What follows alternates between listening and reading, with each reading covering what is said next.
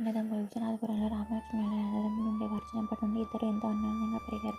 తమ్ముడంటే అన్నకు, అన్నంటే తమ్ముడుకు ఎంతో ఇష్టం, గౌరవం. ఇద్దరికీ పెళ్ళిళ్ళైన తర్వాత కొన్నాళ్ళకు వారి తల్లిదండ్రులు చనిపోయారు. రాముడికి ఇద్దరు పిల్లలు, లక్ష్మణుడికి పిల్లలు లేరు. రామలక్ష్మణుల భార్యలే తరచూ కొట్లాడుకునేవారు. దాంతో ఇష్టం లేకపోయినా తప్పనిసరి పరిస్థితుల్లో రామలక్ష్మణులు విడిపోవాలని నిశ్చయించుకున్నారు. వారసత్వంగా వచ్చిన 10 ఎకరాల పొలాన్ని చెరో 5 ఎకరాల చొప్పున పంచుకున్నారు. కుటుంబాలు విడిపోయిన అన్నదమ్ముల మధ్య ప్రేమానురాగాలు తగ్గలేదు.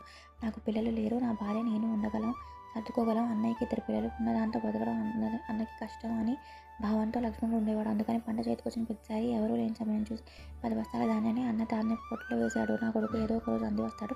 తమ్ముడికి పిల్లలు లేరు, వాడికి వయసు పెరిగే కొద్దీ బతుకు భారం అవుతుందని ఆలోచించి ఎవడు రాబోడు. అంతేకాదు, పంట చేతికి రాని తమ్ముడికి తెలియకుండా అతని ధాన్యపు రాశిలో 10 బస్తాల ధాన్యాన్ని వేసేవాడు. ఇలా ఒకరు తెలియకుండా ఒకరు ఎదుటివారి ధాన్యపు కొట్టులో ధాన్యం వేయడం ఎన్నో ఏళ్ళగా కొనసాగింది. ఒకసారి ఇద్దరు ఈ ధాన్యపు కొట్టుని వేస్తూ ఎదురుపడి ఈ విషయాన్ని తెలుసుకుని ఎంతో సంతోషించారు. ఊరంతా మెచ్చింది.